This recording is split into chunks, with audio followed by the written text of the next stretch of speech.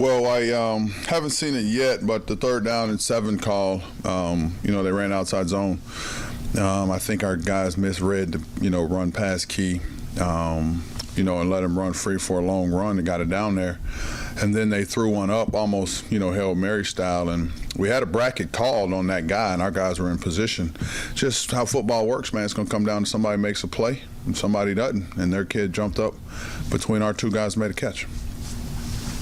What did you see, I guess, in film throughout the week that, I guess, you ran the ball a lot the first 3 quarters especially. Tell me about that game plan, what you saw. Well, we just thought it'd give us a better chance to win games. Our defense played really well today, but, the numbers say we're struggling. When you make a change in the middle of the season like that, it says you're struggling. So, the way to limit those guys and their tempo, they had 100 snaps last week for 580-something yards. So a way for us to limit that offense and help our defense was to handle the ball on offense and, commit to running the ball. I thought it was a good plan. It definitely cut the game, in half and didn't let them. I haven't seen the numbers, but it didn't let them, get in the 80s or the 90s in total reps. And it cut the game in half and made it to where I think that's the least amount of points that we've given up in a while. So I think it was a good plan. Just football comes down to somebody at the end's got to make a play. Coach, it really seemed like you guys were able to move the ball on the ground in the first half, but weren't always able to cash that in and turn that into points. Well, that's because the commitment was to invest in shortening the game and not, take any risk.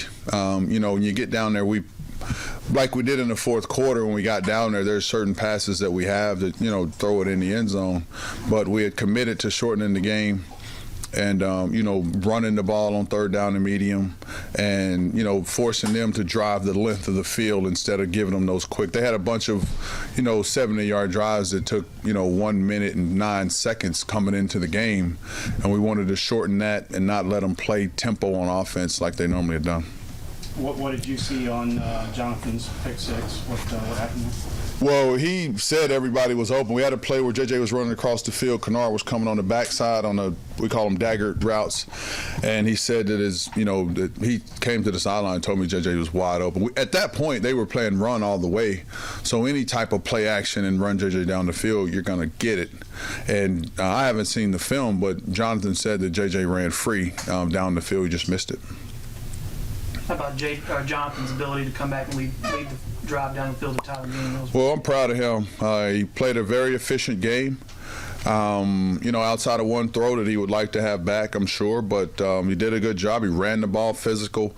His commitment to giving his body for the team on that 2-point play, really shows a lot about his commitment to the team. And, I think he did a good job. What, with a close loss like that, what's the mood like in the locker room? Or what'd you tell the guys? I told them that this is how football works, that the games are back and forth, the games are really tight, 1 to 2-point games, and in the end, the ball's going to go up, and guys are all going to jump for it, and one guy come down with it, one guy could knock it down. That's how the football games work when you got evenly matched teams. How much, when they had that 93-yard touchdown pass, what did you see on that, and how much, I guess, was it a backbreaker at that point, do you think? Or? Well, it wasn't a backbreaker. We wouldn't score the touchdown to tie the game up. Right. So it wasn't a backbreaker at all. I saw that we had the guy, we had 2 of our guys that had him in their grasp, and he ran out of the tackle and took off. Another one happened going away from our locker room in the 3rd quarter where we all had him corralled, and the number 25, the running back, ended up popping out of there. There were 4 huge plays in the game. The run in the 3rd quarter going, opposite of our locker room, the pass in the 4th quarter, and then that 3rd down run at the end. Jordan Petty had a pretty good game for you, especially in the first half. How do you feel like he performed? He's a good player. He always plays well. He's got a lot of responsibility to be a freshman. He played a lot of football for us, and he's out there playing man coverage most of the game. And to be a true freshman, fresh out of high school and be this deep in the season, and his body is not shut down on him. Mentally, he's still wired in all the way. And for him to be able to play man coverage against these 4 wide teams, about 90% of the game, it shows a lot about the type of talent he is and the type of mental toughness he has. aside from the 4 huge plays you talked about, it seemed like you guys tackled better than you have, that I've seen in a long time. What was the difference in how you guys were attacking the ball and going to the runner and wrapping them up?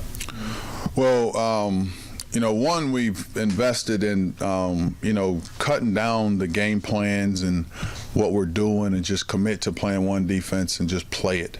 And that way you spend more time on the practice field. I thought that, the problem with our defense is that, we're not fundamentally sound. That we didn't tackle very well, we don't take proper angles, and we're going to commit to those things and not commit to any scheme that we're playing. So I think the kids have bought into that, and that's why they tackled well. Then there were some new guys out there. Jesse Parrish was out there. He made a couple of open field tackles that was really good. Nick Jackson was out there. Vashon's out there. Jake Gaines is out there. Jimmy Jean, and they made some good open field tackles. Shaq Jones. Any other questions for Coach McGee?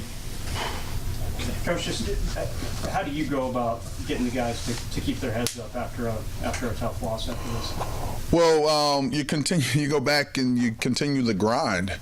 You learn from it, and I think that our kids should see that if they trust in what we're doing and they believe in the battle, that they can compete with anybody, and it'll get to a point in time in the game where we got to make a play to win the game. I think that, the 2 running backs that we have in our offensive front, our 2 tight ends, will give us a chance if we commit to a certain style of play to keep the game tight until the 4th quarter. Once we get into the 4th quarter, we're going to need guys to, come up with game-winning type plays. One last question. Roscoe had to be out, and then Daheem was too late in the game. Well, we lost Roscoe during the game. We lost Daheem. We lost Chris Rabb. His helmet came off, and he ended up running into someone. Those guys, I don't know exactly what's going on right now, but I know I was told they were not able to continue. Another huge call in the game was when the referee said that Jake Gaines called timeout when the ball's on the 1-yard line. That's a huge play because they would have to rush their kickoff, their field goal team on the field, potentially get a penalty, and I can get a 10-second runoff, game's over. So for the referee to, Jake Gaines, it's really tough because, referees don't know the kid. And, I try to explain to them that's the best kid I got, that he knows in that situation that you let that clock run down, he's not going to call timeout. But there was a referee that heard Jake call timeout, and they gave him a free kick at the end. Thank you, Coach. All right.